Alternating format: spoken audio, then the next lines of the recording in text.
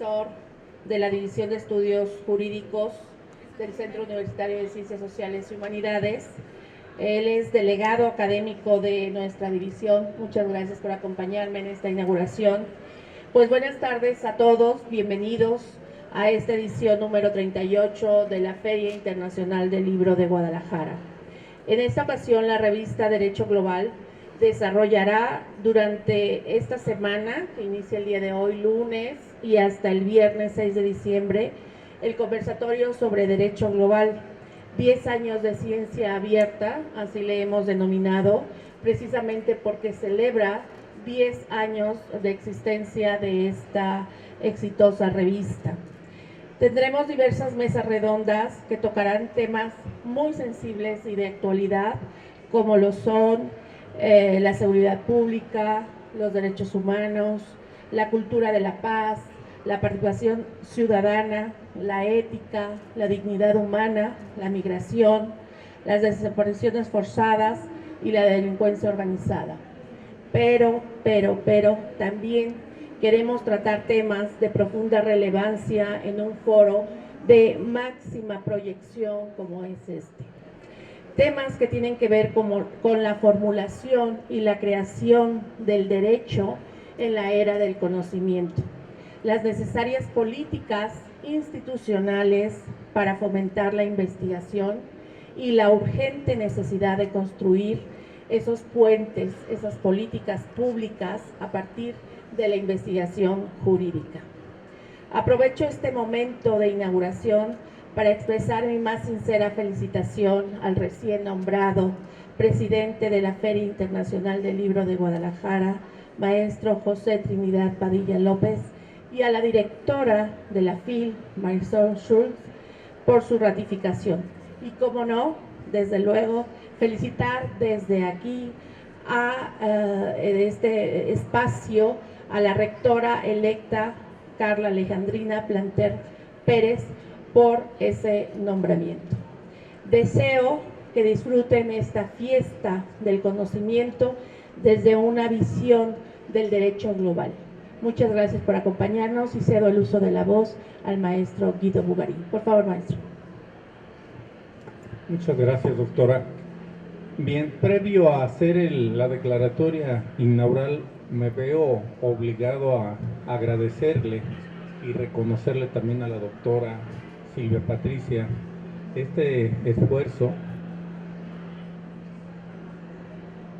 este trabajo que a lo largo de 10 años se ha realizado, que se dice fácil, pero tratar con literatos, tratar con gente que se dedica a escribir, con gente que se dedica a producir ciencia jurídica, no es nada fácil. Y es una tarea muy ardua, es una tarea del día a día, tener que cuidar los espacios, tener que cuidar los temas y sobre todo estar involucrado en ese concepto de qué es lo que está sucediendo en este entorno, como lo dice Derecho Global. Es un tema sumamente interesante y bueno, yo estuve dando una leída para poder estar en contexto del tema y los temas que se van a abordar, ya no los menciono, ya los mencionó la doctora, pues son temas de actualización, son temas que nos obligan a todos y sobre todo a los jóvenes a vincularse y hacer ese vínculo que existe realmente entre la sociedad y el derecho. El derecho por su propia naturaleza es vinculante. El derecho día a día se va actualizando. La sociedad nos exige cada vez más un derecho más justo. Hablar de igualdad, hablar de cultura de paz, hablar de paridad, son temas que hoy en día muy importantes y los tenemos que aceptar y los tenemos que reconocer. Yo el día de hoy estuve en una plática también donde se hablaba de las desigualdades de la mujer en el plano de la seguridad social. Y lo comparto porque es algo que realmente no es digno de presumir, pero sí es digno de traerlo a la mesa para que ustedes, jóvenes, hagan un análisis y una valoración de lo que está sucediendo. Resulta que una mujer, se han preguntado por qué una mujer trabaja menos que un hombre en el campo laboral. En todas las instituciones públicas y en el IMSS la mujer tiene menos años de trabajo real que el hombre. ¿Por qué? Porque el concepto de la maternidad es un tema que la ley ha generado y que ha sido proteccionista en ese sentido. Pero el tema, fíjense bien, no es solo el que te jubiles con menos años de trabajo. Hay un estudio que establece que una mujer con los mismos años de servicio que un hombre gana menos de pensión que un hombre. Eso es algo que tenemos que trabajar, eso es algo que tenemos que empezar a cultivar a las nuevas generaciones. ¿Por qué las nuevas generaciones? Porque son los que van a tener el dominio y el control de las decisiones dentro de nuestro esquema legislativo. ¿Sí? Hoy en día los jóvenes se tienen que, obligadamente, perdón por el término, se tienen que posicionar socialmente en el espacio que a ustedes les corresponde y ya no a nosotros. ¿Sí? Nosotros no hemos dejado el mejor de los escenarios para ustedes, pero ustedes tienen que tener ese compromiso generacional de poder vincular la necesidad de estar y de formar parte en la toma de decisiones de este país, porque será en manos de ustedes quienes podremos nosotros darle un mejor rumbo y un mejor destino a este país. Van a tener 5 días de actividades, doctora, muchas felicidades. La verdad es de que es una tarea muy ardua, pero donde van a venir un sinnúmero de especialistas que les van a hablar de todo tipo de actividad jurídica, y yo estoy convencido que este tipo de acciones, más allá de estar en el marco de la 38ª Feria del Libro, fuera de ello, eso nos debe de enriquecer para formar parte también de esa cultura de la lectura que está muy nivel muy abajo. Y bueno, dicho sea de paso, y para no alargarme, porque ya la doctora ya lo dijo, pues sí me permito, nos ponemos de pie para declarar la inauguración de este conversatorio, siendo las 17 horas con 13 minutos de este día. Declaro formalmente inaugurados los trabajos de este conversatorio, deseando que sea para bien y que todos los temas que aquí se traten enriquezcan, fortalezcan y tengan la convicción de que cada día debemos de ser mejores. Los felicito y felicito a la doctora por su trabajo, enhorabuena y les deseo el mejor de los éxitos. Muchas gracias.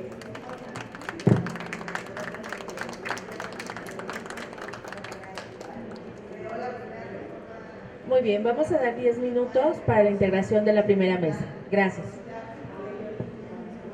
Aquí estamos, no se nos vayan. Precisamente con un tema pues toral en esta construcción de la revista Derecho Global, que es precisamente cómo se construye la ciencia, los artículos que se publican, que nos envían de todas partes del mundo. Tenemos artículos en francés, tenemos artículos en inglés, tenemos artículos de toda Latinoamérica, desde luego Iberoamérica. Desde luego va variando en cada número, pero la conformación de la revista nace precisamente de esa producción que hacen los científicos. Son los investigadores jurídicos lo que les da ese potencial a nuestra revista a través de sus artículos. Entonces, esta tarde vamos a hablar de las políticas institucionales para fomentar esa investigación en una era de la economía del conocimiento. Nos acompaña y me complace mucho presentar al doctor Héctor Raúl Solís Gadea. Él, como ustedes saben, es vicerrector ejecutivo de la Universidad de Guadalajara, es profesor investigador del Departamento de Sociología y tiene un amplísimo currículum que no nos vamos a detener ahora en comentar, pero le damos las gracias y un fuerte aplauso.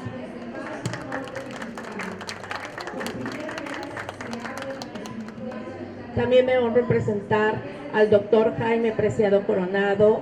Él es profesor investigador del Departamento de Estudios Ibéricos y Latinoamericanos.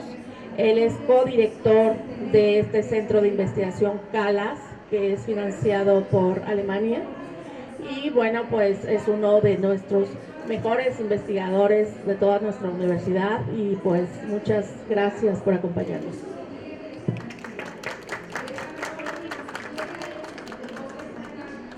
Muy bien. Bueno, pues la economía de conocimiento yo entiendo, y esto un poco introductorio para darle el uso de la voz al doctor Jaime Preciado Coronado, yo la entiendo como ese proceso de inversión en las personas, en la capacitación de las personas, para que puedan en un momento dado originar esa innovación y ese conocimiento. Esto nos precisa que ahora, pues a través de estos grandes medios de comunicación, estamos en una efervescencia de producción de ideas, y las ideas pues son las que deben de transformar la vida social. Yo me pregunto, doctor Jaime, ¿cómo es que se da esta ruptura? Porque no veo a ciencia cierta, o no es muy evidente conocer cómo puede esa proyección de la investigación llegar a transformar a la sociedad. Vivimos en un país pues pobre. Tenemos los hombres más ricos del mundo, pero tenemos un índice de pobreza de más del 70%. Entonces, ¿cómo podemos evolucionar? Que sería uno de los propósitos de esta economía del conocimiento a través de esta producción científica en el área de las ciencias sociales. ¿Cómo podría llegar eso a transformar nuestra sociedad? Te dejo el uso de la voz. Muchas gracias, Pati, por la invitación, y es un gusto siempre conversar con Héctor Raúl, que tiene una conversación muy inteligente, muy estimulante siempre. Y lo que yo quisiera plantear alrededor de este tema de la economía del conocimiento tiene que ver con cómo es que se produce socialmente nuestro pensamiento y cómo influye ese pensamiento en modificar nuestro entorno, los otros conocimientos que convergen en la producción, en la cuestión que nos imaginamos de cómo son las cosas, de qué papel juegan las ideas, etc. Es decir, el conocimiento no es ni una cosa así como de generación espontánea que nace sin ninguna base, ni tampoco es algo que se pueda meter en una jeringa y te lo puedan inocular, ¿no? Para que ya tienes como unos 8 grados de conocimiento, pues no, ni lo puedes comprar en el supermercado tampoco. Entonces, el conocimiento es producido socialmente y se produce gracias a que hay una base material que tenemos alrededor de la cual giran nuestros pensamientos para organizarnos, concebir, ordenarnos o inclusive transformar esa vida que nos rodea. La economía del conocimiento ha puesto énfasis en todo este gran desarrollo que hemos tenido en tiempos recientes de distintas y diversas formas de acceder al conocimiento, de producirlo, de preservarlo, de difundirlo, y ello pues no es casual. Creo que esta idea de economía del conocimiento está vinculada con lo que algunos llamaron en su momento la sociedad de la información, es decir, se pensaba que pues, mientras más información tuvieras y más la sistematizaras, más podías llegar a conocer algo, ¿no? Y yo creo que hay que dar un salto aquí y ligar el problema del conocimiento, información, con el poder. Y ese poder se liga, pues, porque el conocimiento no es neutro, ni está ahí simplemente para quien quiera lo tome. Se produce gracias a instituciones que fomentan tal o cual tipo de investigación, que suscriben, apoyan, difunden tal tipo de conocimiento. Y para ubicar este tema, entonces lo que les propongo es que encontremos lo que ahora se llama el capitalismo de las plataformas, ¿no? Eso creo que sobre todo a quienes están más jóvenes les va a sonar, porque es la nueva manera en que se organiza la economía a partir de un acrónimo que se llama GAMFAX, es decir, Google, Apple, Amazon, Microsoft, Apple y X, antes Twitter, ¿no? son como esos espacios en donde se concentran una serie de conocimientos que van desde lo más avanzado de la ciencia, ¿no?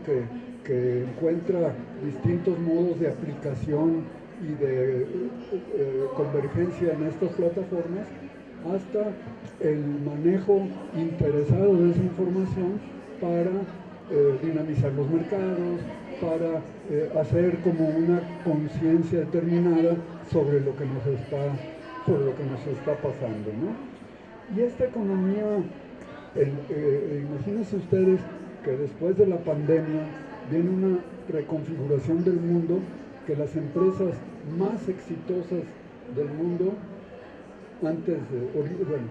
quédense con la idea de que cuando menos es el segundo piso más importante de la acumulación de capital en el mundo después de la pandemia, pues todo este mundo al que nos meten y nos propician plataformas como Google o Amazon o como Uber, ¿no? que están asociadas con otra manera de organizar nuestra vida, de pagarla, de organizar nuestros gastos, etc. Pero ello tiene que ver como con dos elementos físicos, tecnológicos, que hacen posible que esto se dé así. Uno es el fenómeno del supercómputo, las supercomputadoras, que son capaces de almacenar terabytes y terabytes y terabytes y gigabytes y gigabytes y gigabytes, y la inteligencia artificial. Entonces, la economía del conocimiento se enfrenta a esta base productiva que son los procesos de supercómputo y el manejo de la inteligencia artificial. Pero pues en este proceso del uso del conocimiento no se ha solamente volcado en esas plataformas. Quiero citar dos complejos institucionales organizativos que son los que le dan como base y sustento a esa acumulación. Entonces, tendremos que ver que después de la pandemia, imagínense ustedes que el complejo industrial militar es el que más ganancias ha tenido en toda la época de las industrias transnacionales, y eso pues es en función, iba a decir gracias, pero yo creo que más bien tenemos que reclamar, ¿no?, que eso sea así. El complejo industrial militar efectivamente organiza las formas de saber para producir lo más adelantado en armamentos, medios de comunicación, de transporte, de equipamientos de guerra, etcétera, etcétera. Y es, antes que las plataformas, una que es la que ha salido más gananciosa.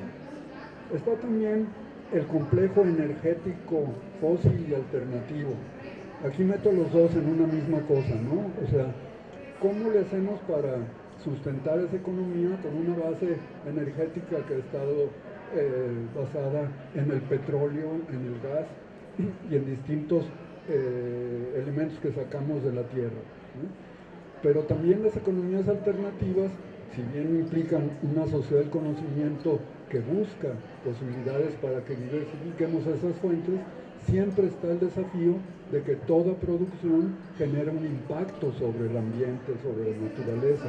Y las energías alternativas, imagínense ustedes, para producir celdas fotosolares o para producir baterías de litio recargables, implican todo un impacto sobre la naturaleza que es un desafío para el conocimiento de cómo le entramos a esos problemas, ¿no?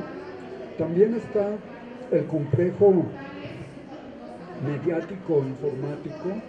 O sea, a pesar de que ya no leemos periódicos en papel, ¿no?, y las revistas semanales o mensuales cada vez tienen menor circulación en modo físico, ha aumentado esto a nivel estratosférico en todo lo que se refiere a las redes sociales y demás.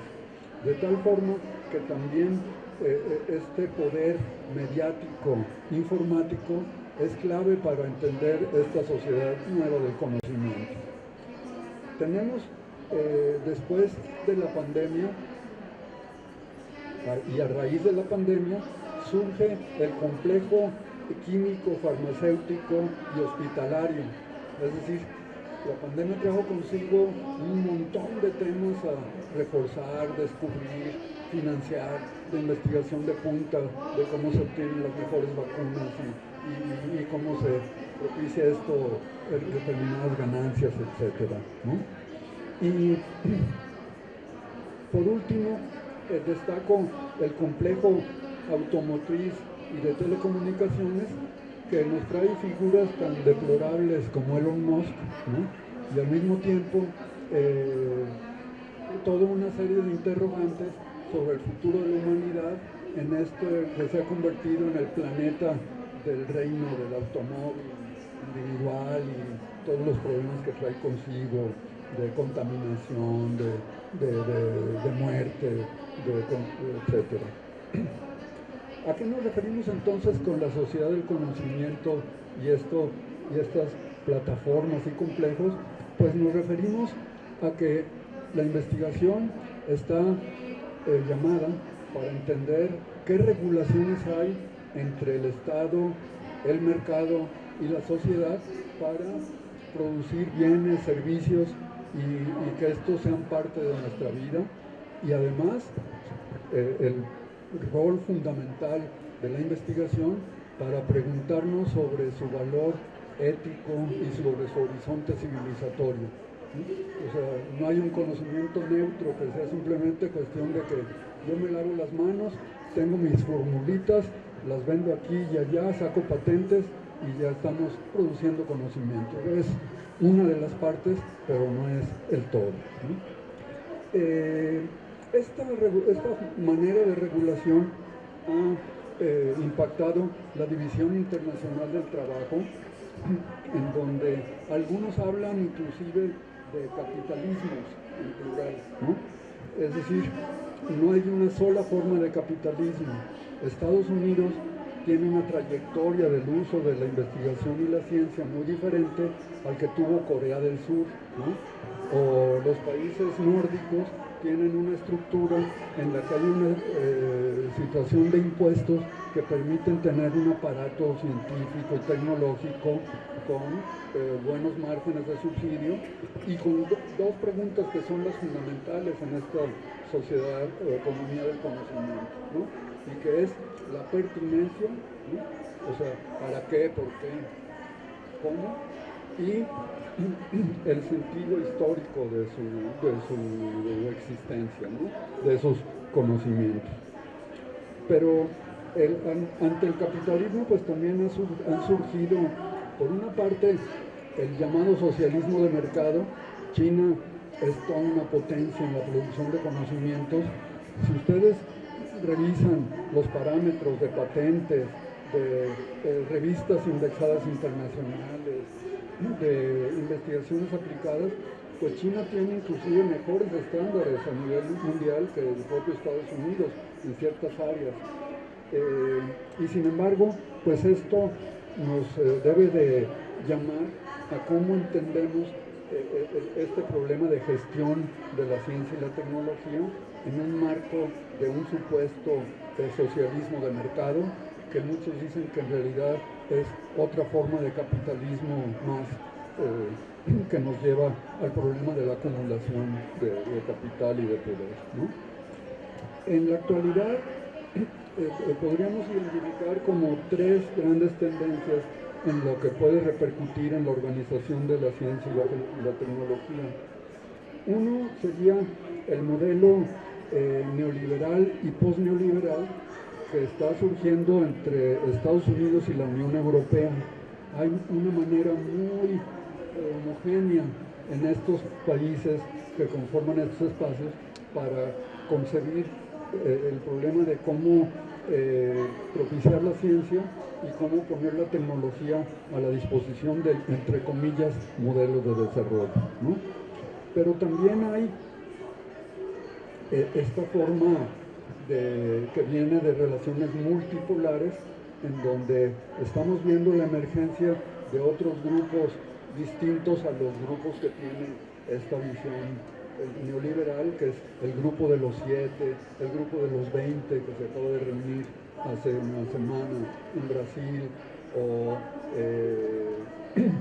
o los acuerdos de París, ¿no?, para manejar el cambio climático. Es decir, hay a nivel mundial como un cierto manejo de estos paradigmas de la ciencia y la tecnología en función de las estrategias de desarrollo que se cubren. Pero, muy desafortunadamente, estamos ante una tercera forma de gestionar la ciencia y la tecnología, que es lo que va a acentuar el fenómeno del triunfo de Trump en Estados Unidos, ¿no?, que es el neoproteccionismo, las tarifas como estímulos para la guerra económica, ¿no?, una antiglobalización que se usa de manera sesgada porque atrae ciertamente a los perdedores de la globalización, ¿no? Muchos de los obreros y personas que se ven golpeadas por la globalización han votado a la extrema derecha, ¿no? Pero al mismo tiempo pues es el vehículo para propiciar que grandes capitales como los propios del grupo Trump o como los de Elon Musk y otros empresarios, muchos que están afiliados a esta corriente, están propiciando. Esta corriente además tiene toda una tergiversación de la historia, de la filosofía, con un nacionalismo supremacista, racista y patriarcal, ¿no? Y eso hace que también el conocimiento esté sumido en esos problemas. Además, es una forma de gestionar la ciencia con el negacionismo y las posverdades. Es decir, ¿cuál cambio climático?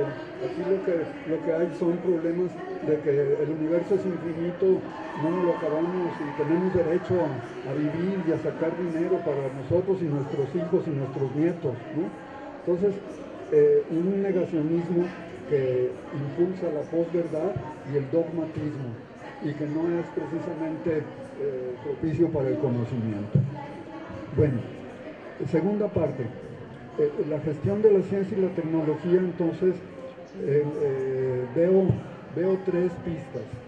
La investigación-desarrollo es esa investigación que desde los gobiernos, en convergencia con los empresarios, han realizado modelos relativamente exitosos, como el de Corea del Sur, en donde no es solamente responsabilidad de los gobiernos el impulsar la investigación, y se atrae a sectores del empresariado para llevar adelante estos intereses. La cuestión es que generalmente esta investigación-desarrollo ha sido sin una dimensión social y sin recuperar las voces de los organismos que se ven afectados por las políticas de desarrollo, ¿no? Entonces, los sindicatos, las cooperativas, no tienen el mismo peso que tienen estos actores empresariales en este modelo de desarrollo. Un segundo modelo es la investigación estatista, en donde cabe pues todo el fenómeno fundamentalmente chino, ruso, vietnamita y otros países que han dado pie a una visión de la ciencia como política de Estado exclusivamente. Y un tercer campo, que es al que yo me adscribo, que sería el de la investigación de una ciencia crítica, ¿no? Y estos tienen un desafío y es, voy a anunciarlos para no utilizar tanto el uso de la palabra, nomás los anuncio y luego si hay oportunidad los argumento, ¿no? Necesitamos un pensamiento complejo, que no se quede con una de las deformaciones más importantes que hay en el conocimiento actual, y que es que creemos que la parte es el todo, ¿no? Mi experiencia, mi círculo, etc. Somos incapaces de relacionar al todo con las partes, ¿no? Y viceversa. Segunda idea, se necesita un abordaje multi, inter y finalmente transdisciplinario. Es decir, ya no cabemos en una definición unidisciplinaria. No podemos perder el hecho de que, bueno, Patti es una excelente investigadora en el plano del derecho, pero fíjense cómo se llama la revista, Derecho Global, ¿no? O sea, no podemos entendernos sin comprender que hay una tendencia en el conocimiento crítico a terminar con su fragmentación, ¿sí?, su dispersión, y en esa medida necesitamos síntesis que hagan uso, en el mejor sentido de la palabra, de todos los conocimientos existentes. Cuando hay un dron que están tirando sobre Israel, ¿no?, en ese dron hubo una serie de competencias que van desde la química, la ingeniería civil más innovadora y otra serie de conocimientos que necesitamos darle otro giro. ¿Por qué no pensamos que esa tecnología pueda y deba ponerse al servicio de la paz, de conocimientos que nos permitan decidir sobre nuestra felicidad? Yo no sé si nos van a hacer felices, pero que nos permitan un sustrato para plantearnos ese problema, ¿no? Un tercer aspecto tiene que ver con la ciencia básica y la ciencia aplicada. Nos enfrentamos con problemas muy pragmáticos. Por ejemplo, llega el gobierno de la Cuarta Transformación, cambia muchas cuestiones en el área de ciencia y tecnología, pero los dilemas que enfrenta es hasta dónde propiciamos que solamente haya investigación aplicada, porque los problemas son urgentes en esta coyuntura y necesitamos salir de la pobreza, tener mecanismos para producir alimentos, etcétera, etcétera, etcétera. Bueno, sí, pero al mismo tiempo no podemos descuidar la ciencia básica, es decir, cómo es que producimos el conocimiento y cómo ese conocimiento es la base epistemológica para producir conocimiento pertinente. Cuarto punto,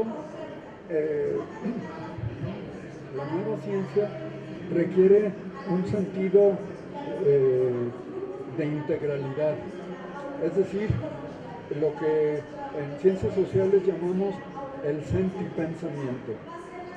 No nos podemos atener a una ciencia positivista, muy realista, en plano de conformación y configuración de hechos razonables, sino que tenemos que entender esa dinámica entre razón y no razón, y hasta sin razón. ¿Cómo se explica todo ello en la producción del conocimiento y en su impacto? Cuarto punto, 1, 2, 3, 4, quinto punto, horizontalidad que revaloriza las voces y los saberes ancestrales. Es decir, generalmente pensamos que la cuestión de vanguardia es simplemente el poner como en la órbita de la innovación tecnológica todos los descubrimientos y demás, sin tomar en cuenta los problemas, por ejemplo, que se han detectado desde las ciencias sociales, la aceleración del tiempo, la fatiga, el burnout, ¿no?, la manera en que nos agotamos frente a la producción del conocimiento y la necesidad de estar cada vez más en ese nivel de realizar un consumo más amplio, más fuerte, más rápido, ¿no? Y también revalorizar los saberes ancestrales implica que ha habido enormes avances, por ejemplo, en el reconocimiento del derecho consuetudinario de los pueblos indígenas, ¿no? O sea, es un derecho que antes que la modernidad pensara en convivencia pacífica, el derecho consuetudinario de los indígenas lo tenía muy bien resuelto, ¿no? Y tenemos que aprender de esas formas. Un sexto punto es reconocer los derechos y el poder de la naturaleza. A nivel mundial hay ya una legislación que reconoce derechos de la naturaleza y hay también un tribunal que está vinculado con el ejercicio, preservación y difusión de los derechos de la naturaleza. Eso lo necesitamos impulsar. Luego, un desafío fundamental para la investigación y el pensamiento crítico es cómo entrarle al tema de la desigualdad social, ¿no? Y cómo podemos convivir mejor juntas y juntos en esto. Y el problema es que desde una perspectiva democrática lo que nos encontramos es una disociación fatal entre lo que es la economía y la política. ¿Qué tenemos que ver nosotros con las decisiones que toman esos grandes poderes fácticos que nadie de nosotros elegimos y que sin embargo son los que llevan la pauta? Bueno, pues ahí tenemos un elemento muy importante y tenemos que avanzar en términos de democracia representativa con mayor calidad, participativa y comunitaria. Derechos de igualdad y de diferencia. O sea, se piensa mucho que la modernidad es la sociedad de los iguales, lo cual es loable, ¿no? Todos somos iguales frente a la ley y a los derechos y las obligaciones. Pero al mismo tiempo hemos avanzado enormemente en la exigencia de reconocimiento a las diferencias y las diversidades. Entonces, eso también es parte de conocimientos nuevos que estamos produciendo. No sabemos cómo convivir, cómo explicar, cómo articular esas formas de vida distintas, ¿no? Las sexualidades, los problemas de la inequidad de género, el patriarcado, son temas que no podemos dejar de lado de las investigaciones. Y por último, esa investigación tiene un horizonte de paz con justicia y dignidad que sea duradero y que fomente justamente el cómo entender las investigaciones para la paz, para que pensemos en lugar de cómo estarle echando leña al fuego a los conflictos, estar pensando en cómo llegamos a la paz y cómo tenemos la diplomacia necesaria para llegar a ello. ¿Cómo podemos terminar con la cuestión del genocidio que está cometiendo el Estado israelí en contra de la población palestina y los conflictos que están detonando ahí? ¿Cómo procesar el problema de la invasión rusa a Ucrania y anteponer los problemas de la paz para que nos permitan la convivencia? Bueno, en todo eso estamos involucrados en las investigaciones y todo eso está atravesado por cuestiones de derecho. El derecho es parte de una necesaria revolución epistemológica para crear justamente otra idea de investigación, de sujetos, de resultados y de horizontes civilizatorios que nos permitan vivir mejor juntas y juntos. Gracias.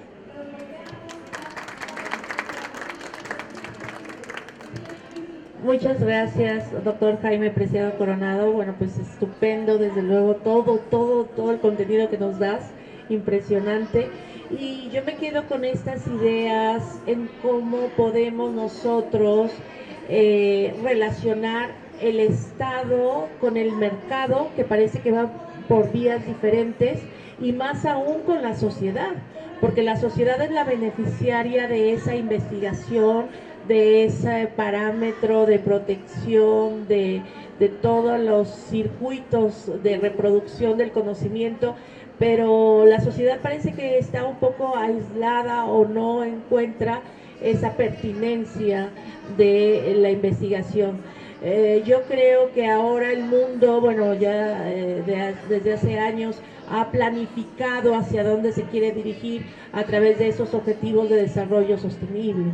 Y ha mencionado que, bueno, pues número uno, erradicar la pobreza, ¿no?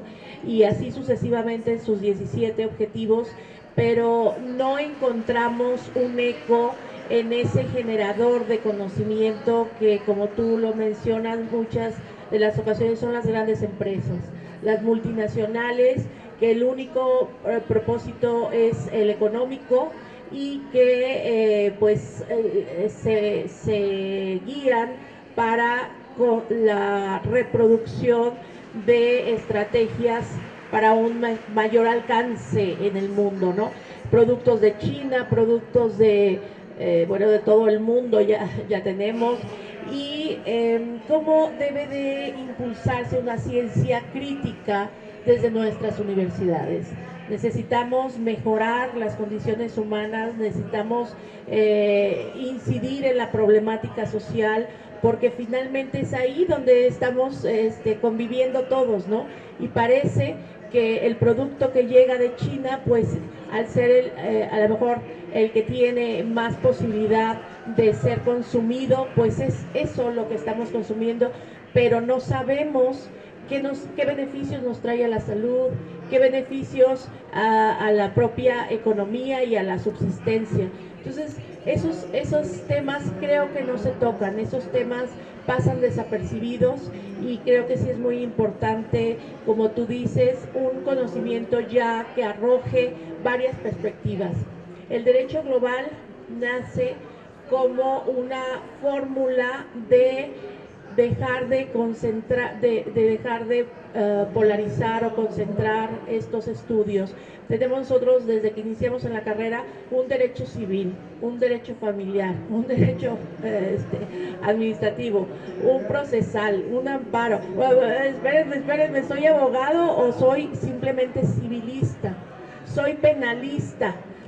Bueno, entonces cuando se crea un problema, finalmente uno le va a dar una propuesta de solución, otro le va a dar otra y cada uno pues parece que se triza su conflicto, ¿no? Aumenta el conflicto.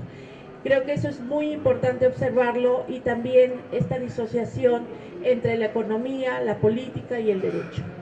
Necesitamos esa ciencia crítica que podamos observar el todo, el contexto y la evolución de la sociedad.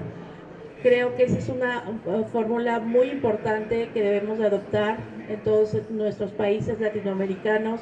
No podemos seguir viendo solamente espacios diferenciados, hay que ver la totalidad que es la sociedad. Yo te agradezco mucho tu participación y ahorita vamos a dialogar, desde luego. Vamos a ceder el uso de la voz en principio al doctor Héctor Raúl Solís Gadea, que me honra muchísimo su asistencia, que además les presumo que esta revista nació de su mano y la de Jaime también, porque es miembro del consejo editorial. Estuvimos en una reunión que nos citó el señor rector en ese momento, hoy vicerrector de la Universidad de Guadalajara, y pensamos, planeamos qué podríamos hacer desde el derecho para mejorar. Y nosotros, recuerdo perfectamente que ahí pues se comentó que era derecho global, punto, estudios sobre derecho y justicia. Y en justicia entraba todo, entraban los sociólogos, los politólogos, los historiadores, y ese yo creo que es uno de los ejes que nos ha permitido esta permanencia de 10 años, porque todas las ciencias sociales se vinculan, como lo dice Jaime, con el derecho. Finalmente es un punto de encuentro y desde todos los ámbitos nos han aportado ese conocimiento del ser humano, ¿no? Bueno, pues doctor, muchas gracias por acompañarnos.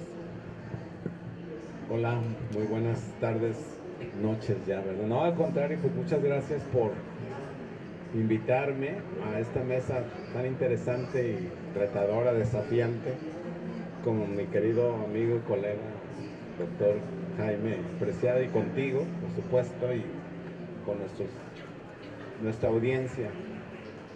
Bueno, primero quiero felicitarte por Derecho Global. Bueno, tiene ya, dijiste 10 años, 10 años. La verdad es que es un gran mérito. Siempre son proverbiales las revistas que empiezan con mucho entusiasmo, hacen un número 2, pero ya no siguen. Y no, la verdad es que sí merece un reconocimiento este esfuerzo y de verdad felicidades. Yo creo que también ha venido muy a tono. Yo debo confesarte que cuando me dijiste derecho global, yo por ignorancia dije, está raro. Pero después viajé por ahí y me di cuenta que en otras partes, o leí, no me acuerdo, se habla de derecho global desde hace tiempo, así que te adelantaste a la época. Bueno, se oye raro, ¿verdad? La verdad es que el tema que nos convoca pues es complicado.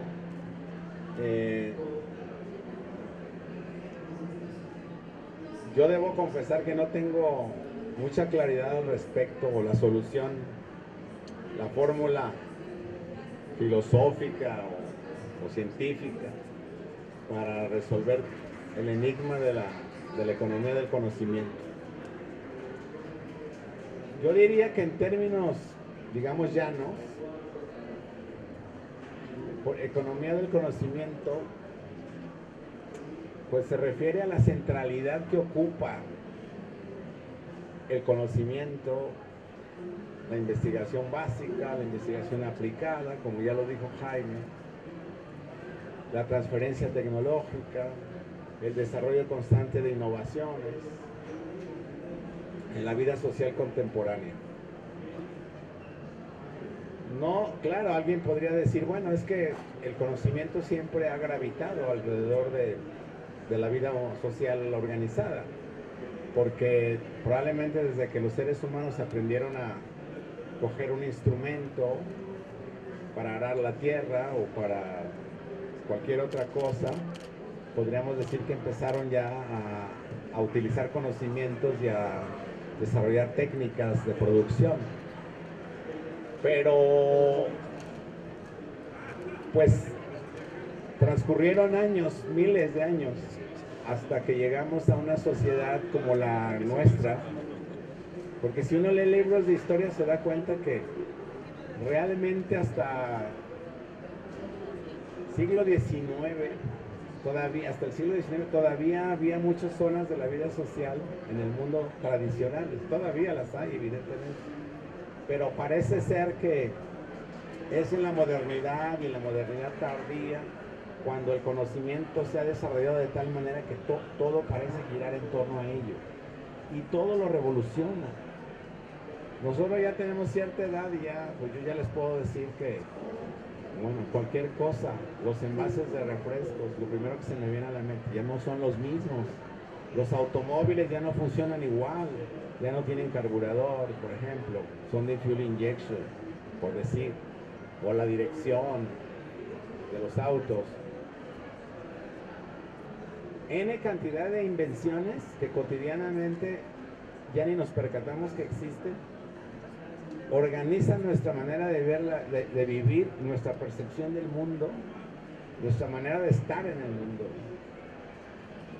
El celular o los medios de comunicación, o como dijo Jaime, las plataformas existen para todo, el Uber, el Airbnb, en fin, pensemos que detrás de cualquier cosa hay un proceso de innovación, hay un interés constante en mejorarlo, en modernizarlo, probablemente para resolver un problema, pero también fundamentalmente para agregar un valor, no sé si entrecomillar la palabra valor, de manera tal que pueda, digamos, producir un beneficio adicional.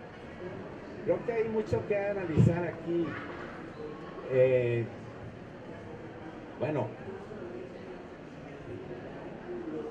seguramente, digamos, la lógica del beneficio económico está íntimamente ligada a la inserción de los resultados del conocimiento y las innovaciones tecnológicas en los procesos, en los resultados de trabajo, de forma tal que las mercancías, digamos, adquieren algo distinto, se les incorpora algo distinto, de forma que valen más unas que otras.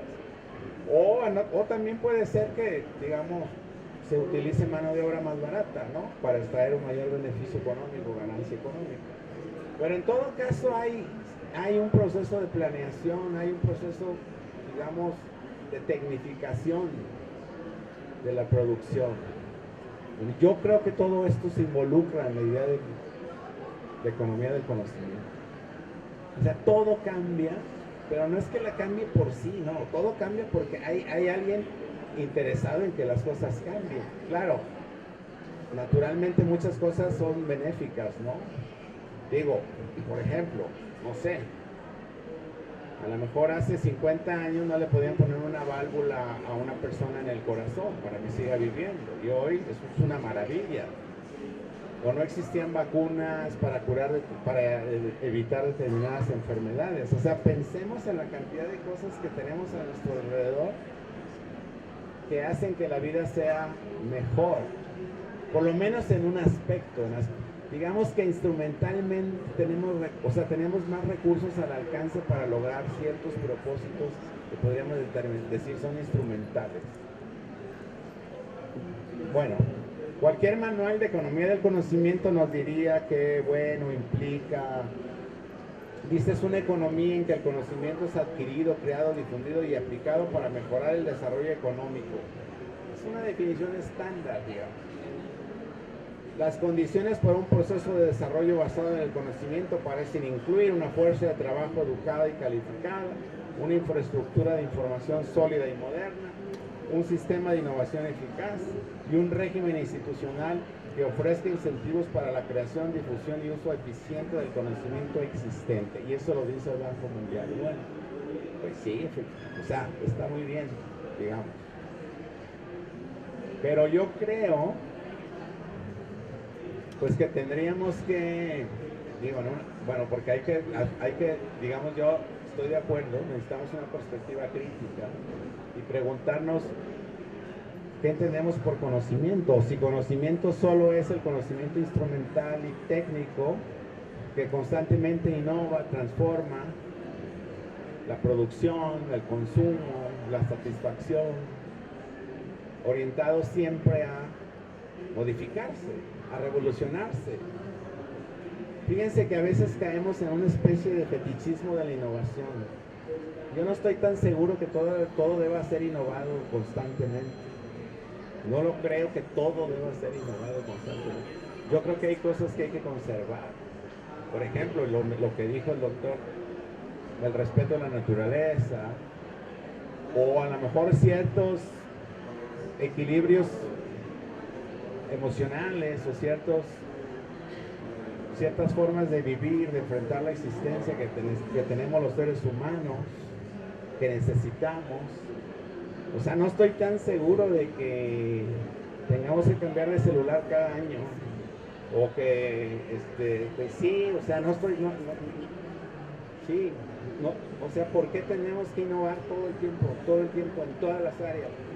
Yo creo que esa es una buena pregunta. Por ejemplo, en el plano de la educación se dice mucho que, bueno, las nuevas tecnologías de la información y la comunicación, y hoy nada menos hice esta reflexión en el encuentro de educación a distancia.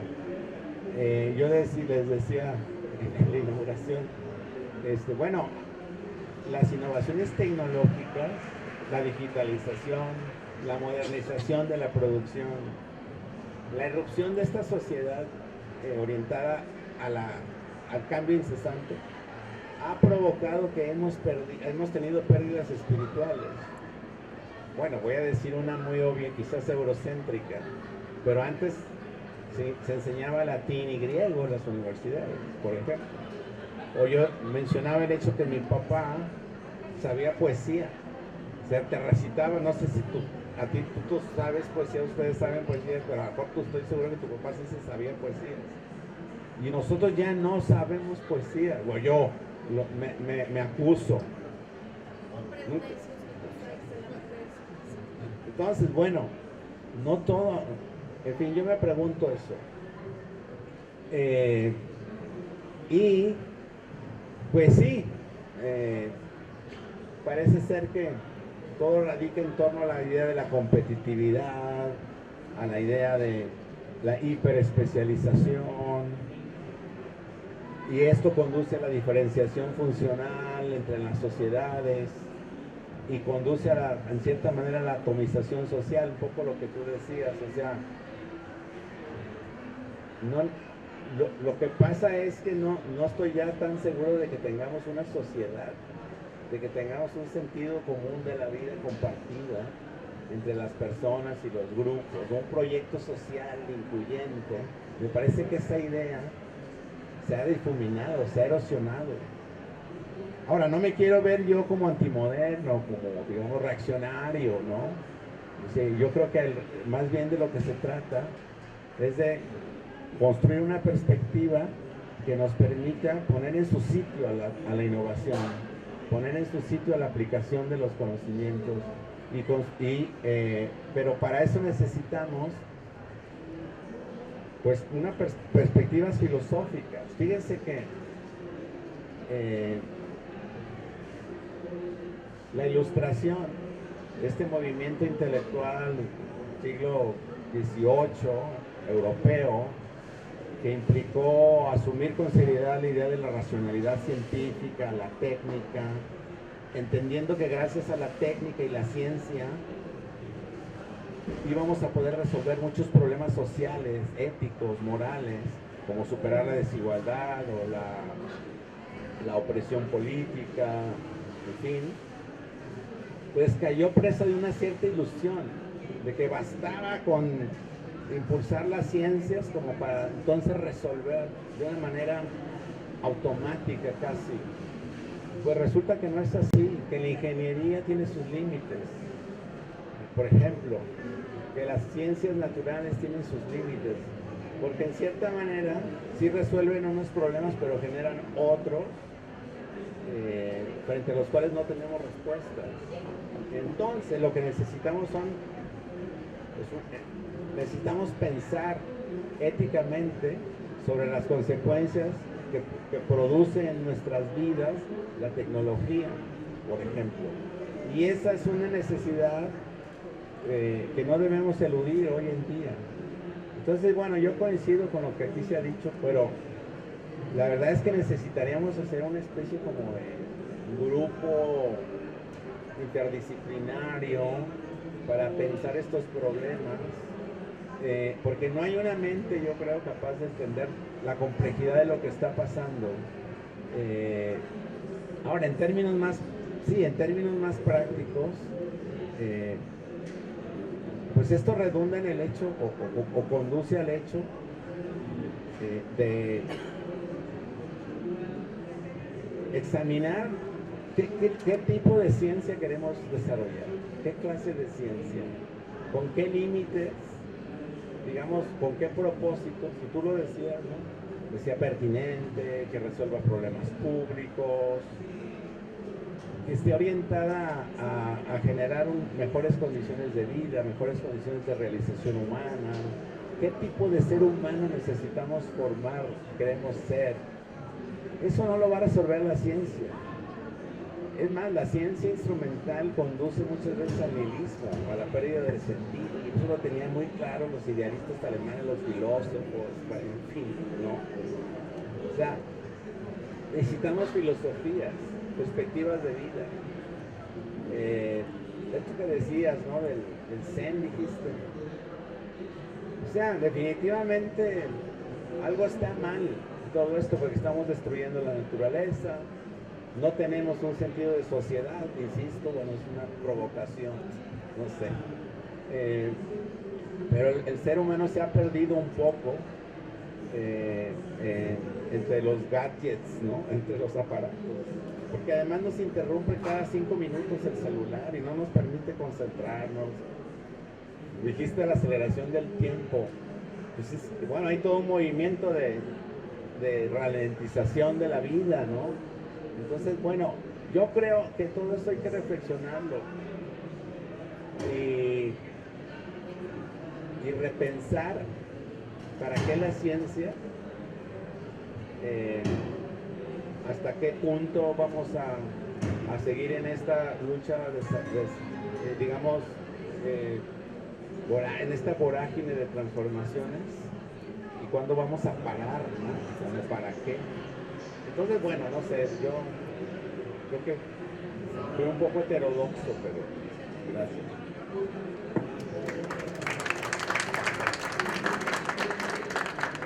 Bueno, ahora para un poco dialogar, esa sociedad líquida, ¿verdad? Parece que nos encontramos en esa sociedad sin valores, donde nos encontramos con la tecnología como un elemento diario, un elemento indispensable de desarrollo, y también cómo se interrelacionan o se deberían de interrelacionar las ciencias exactas con las ciencias sociales.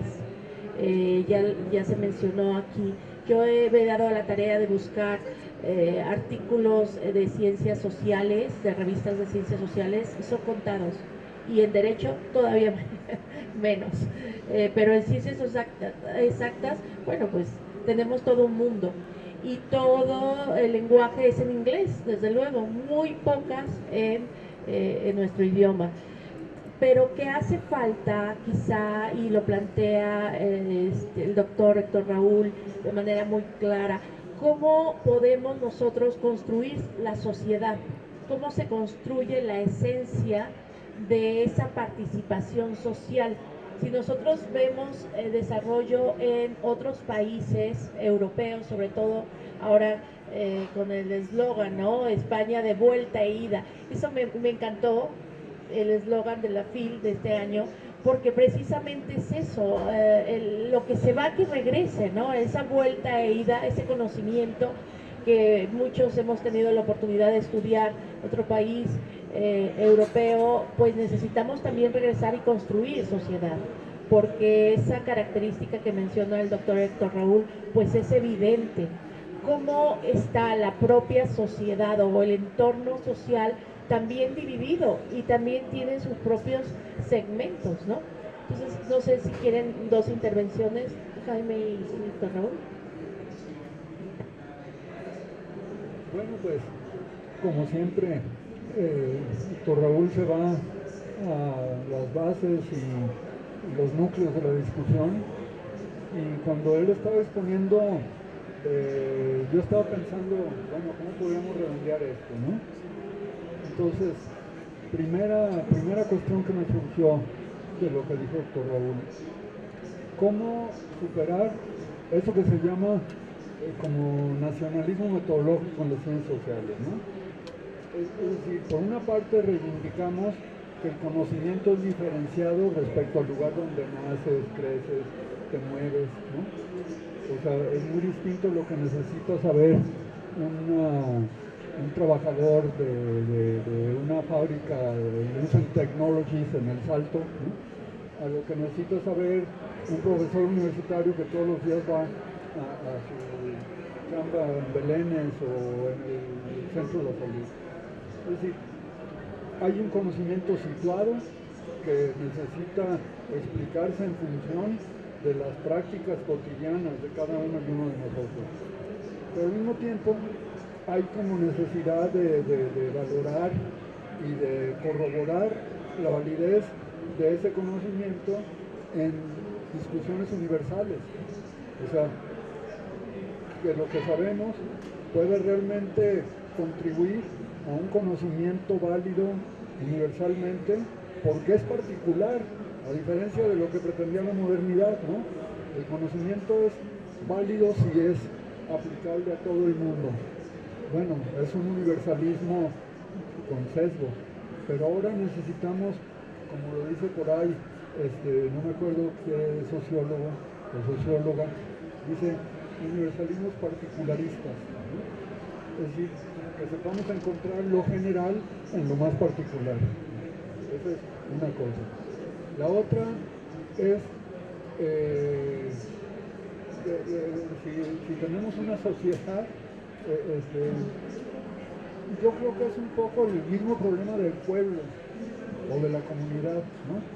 O sea, tenemos una idea que es más o menos abarcante de ciertas categorías, pero esta categoría se va manifestando de formas muy concretas en el modo de organización justamente de la producción, del conocimiento a lo largo de la historia.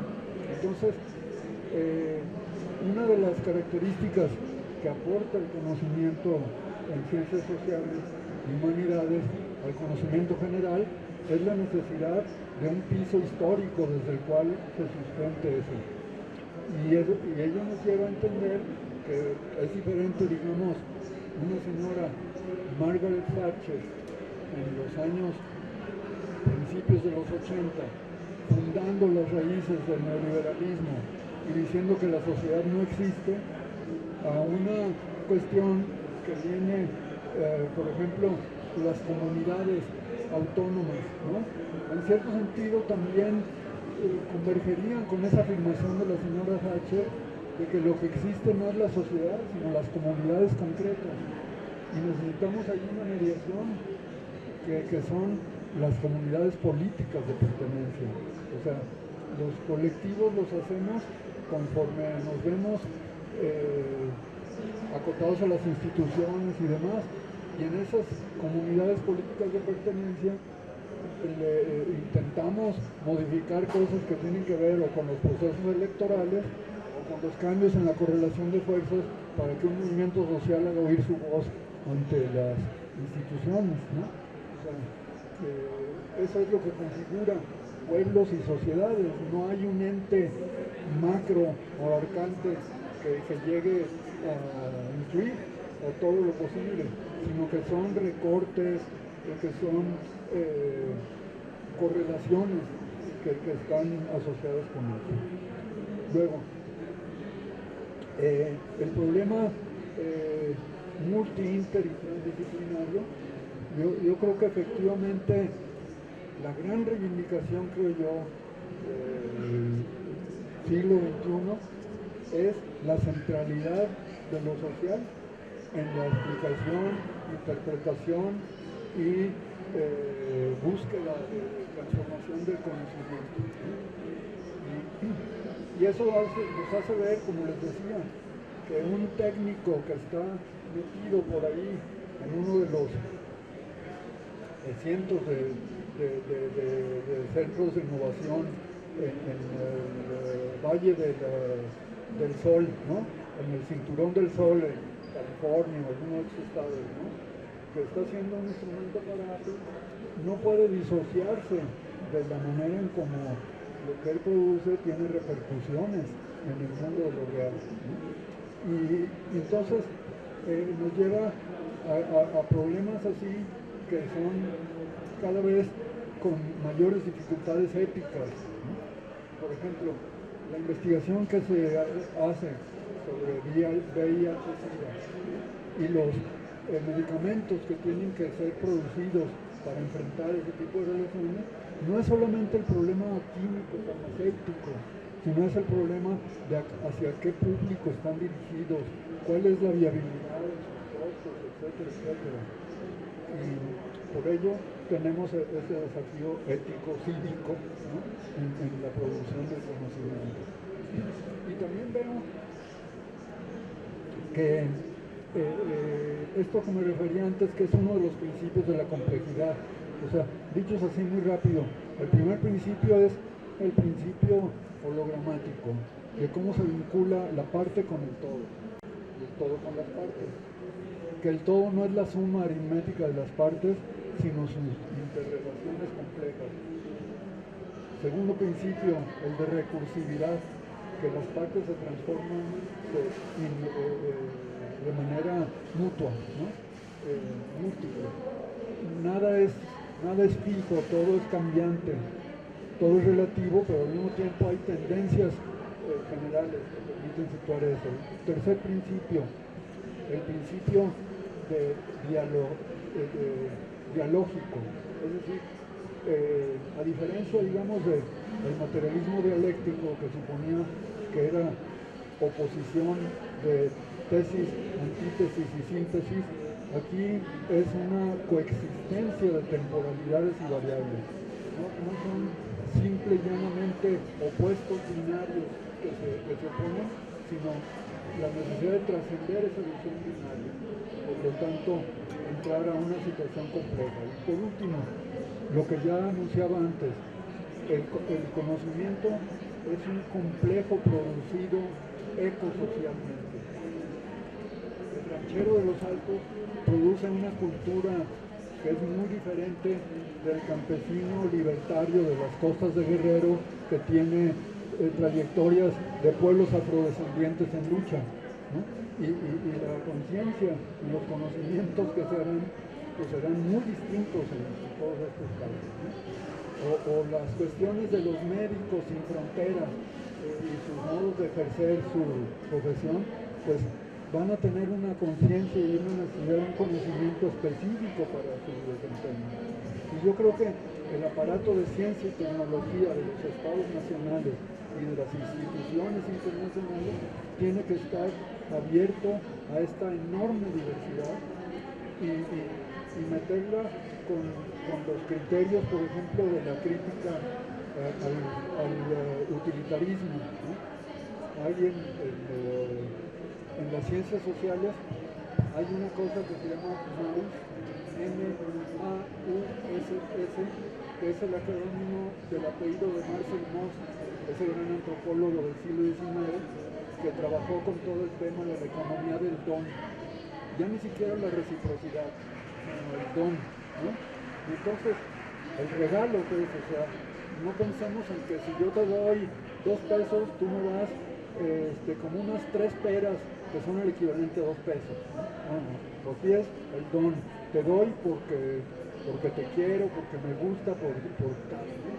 Y ya con eso hay otros valores fundados, muy distintos al utilitarismo.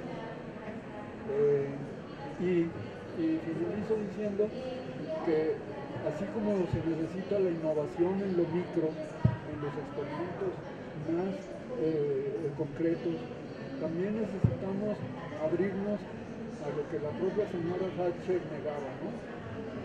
Es muy extendido saber que ella proponía las iniciales TINA, T-I-N-A, que quieren decir there is no alternative, ¿no? Y entonces el mundo de las alternativas lo tenemos que pensar también como potencial para crear la utopía, porque yo creo que lo central, el núcleo de esperanza que queda en el conocimiento está dado por la utopía. Si no tenemos sueños, si no tenemos deseos, si no vemos posibles, deseables, estamos fritos. Yo creo que eso nos debe orientar a pensar en cuestiones muy macro y ser sensibles a las propuestas que están emergiendo en estos temas tan importantes como el cambio climático, como la necesidad de la transición energética, la descarbonización del planeta. Pues son temas que solamente con cambios de modelo económico se pueden enfrentar. Por ejemplo, hay una corriente muy fuerte de crecimiento cero o de crecimiento económico. Ya no tengamos el énfasis en producir 800,000 automóviles, pongamos en ver cómo se producen maquinarias pequeñas para aumentar el nivel de producción de pequeños espacios agrícolas que sean autogestionados por la gente.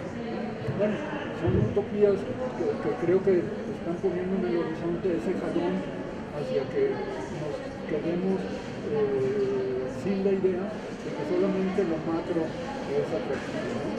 Y no, creo que también lo micro es hermoso, ¿no? y tiene sus implicaciones en lo macro, pero actuando desde lo micro. Excelentes reflexiones. Por favor, doctor. Yo nada más complementar lo que dice muy sabiamente Jaime, enfatizando la necesidad de que cada uno de nosotros y nosotras pensemos por nosotros mismos, que usemos la tecnología de la inteligencia artificial, pero como un instrumento para potenciar nuestra propia capacidad de juicio personal y propio. La ciencia es un camino de incertidumbre, es un aprendizaje del error. Se llama esto racionalismo crítico. Es un camino propio por descubrir por nosotros mismos las cosas. Y yo en eso quisiera enfatizar esta parte, que pensemos con libertad, con juicio crítico. Pensar yo muchas veces digo, cuando se habla de pensamiento crítico, creo que es una especie de pleonasmo, porque todo pensamiento es crítica. Si estamos pensando es porque estamos cuestionando algo, ¿no? Entonces que pensemos, que cuestionemos. Yo creo que hablando ya de aterrizar, como decías, bueno, yo creo que nuestras comunidades de profesores y de estudiantes, nosotros desde la universidad tendríamos que darles mejores condiciones para la libertad de trabajo, ¿no? Para que la ejerzan dialógicamente. Bueno, el todo es más que la suma de las partes. Varias mentes colectivamente intercambiando en un espacio de entendimiento mutuo, de crítica de nuestras ideas, podemos producir más ideas. Es que hay que tener disposición a reconocer cuando otra persona nos hace una crítica. cuando nos hace ver que estamos equivocados. Ahí es donde yo creo que nace la ciencia y en donde la ciencia puede ser superior a otras, al dogma, por ejemplo, ¿no? Que se repite de una manera automática, y a los robots, ¿no? Entonces, bueno, hablando de políticas de investigación, pues yo creo que hay que apostarle a la libertad académica, a la colaboración, a la investigación colaborativa, a la posibilidad de articular perspectivas disciplinarias diferentes alrededor de problemas específicos, pero hacerlo, digamos, con apertura. Entonces, no va a haber soluciones a nuestros problemas que vengan de una ideología, o de un partido, de un ser humano especial, un líder carismático, no, nada va a sustituir la capacidad que nosotros, digamos, desarrollemos para resolver nuestros problemas. Eso se llama, es una especie de desarrollo de la inteligencia creativa, ¿no? Práctica, que ponga a jugar todo lo que sabemos para resolver un problema. Yo creo que el ser humano hoy pues está extraviado en muchos temas, la sociedad la humanidad está un poco extraviada, hemos desencadenado fuerzas que no podemos controlar, que ni siquiera comprendemos, porque hay gente que dice que no existe el cambio climático, el negacionismo que decía el profesor Preciado, por ejemplo. Bueno, pero ¿cómo puede ser que alguien diga eso? ¿O cómo puede ser que alguien diga, no, yo mejor no me pongo la vacuna? Porque, bueno, es que ha habido más enfermedades desde que hay gente que no se pone vacunas o no vacuna a sus hijos. Bueno, pero ¿por qué pasa esto? Pues la verdad habría que bueno, porque al final la ciencia tampoco es la panacea. Es decir, y bueno, en ese sentido yo creo que también es muy atendible la recuperación de otro tipo de saberes o perspectivas holísticas, porque la ciencia instrumental es bastante falible. Y si, bueno, incluso los propios griegos yo creo que tenían claridad en ese sentido, ¿no? Entonces, bueno, tenemos que acostumbrarnos a la incertidumbre, un poco así a la liquidez, pero asumir que al final estamos solos y la manera de superar eso pues es colaborando, ¿no?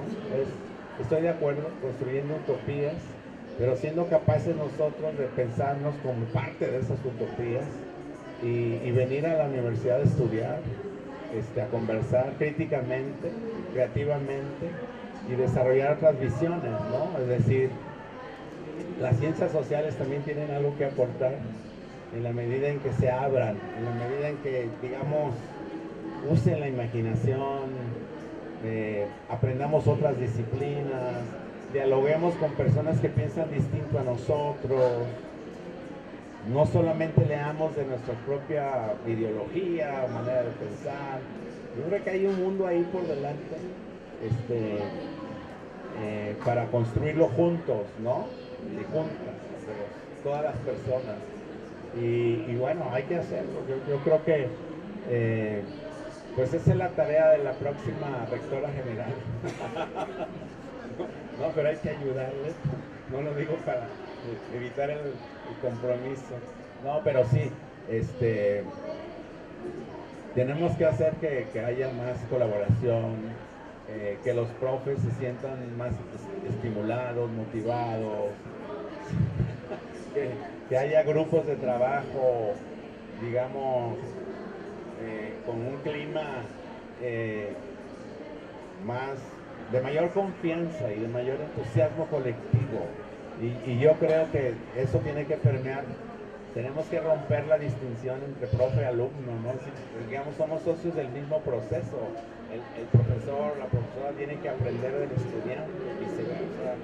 Mira, hay mucho que proponer ahí, pero la tarea es ardua, conocer es arduo, pensar es difícil, leer un texto requiere mucho esfuerzo. Ir más allá de aprender un código legal y pensar en las implicaciones filosóficas del derecho, por ejemplo, no es nada sencillo. Entonces, pero por eso yo creo que hay que recuperar el respeto del quehacer académico. Creo que eso tiene que ser una divisa de la próxima administración. Bueno, es que sí, es que hay que hablar, ¿no? Hay que decir las cosas. Y bueno, ese es el comentario. Sí, el conocimiento central va a seguir siendo central, pero hay que apropiarnos de conocimiento. Hay que, como decías muy bien, hacer compatible lo universal con lo local, con lo particular, con lo peculiar, y además hacerlo sin complejos, ¿no? Competir también, bueno, eso es todo un tema, ¿no? De la competitividad, pero bueno, en eso estamos. Gracias. Gracias.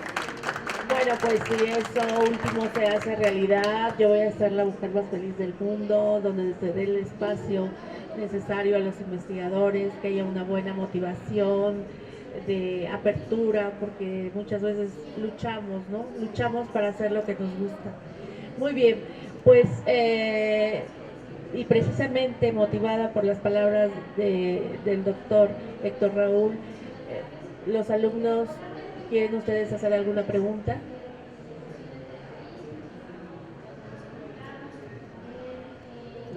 ¿Nada? Bueno, sí, de acuerdo, pues no me queda más que agradecer a estas dos brillantes mentes de nuestra universidad que me hicieron el gran honor de acompañarme, el doctor Héctor Raúl Solís Gadea, vicerrector ejecutivo de nuestra Universidad de Guadalajara, y el doctor Jaime Preciado Coronado, pues codirector de este centro de investigación tan importante y tan fundamental, que es una tarea en toda Latinoamérica, llamado CALAS, por sus siglas. Muchas gracias a ambos. Buenas tardes a ustedes también.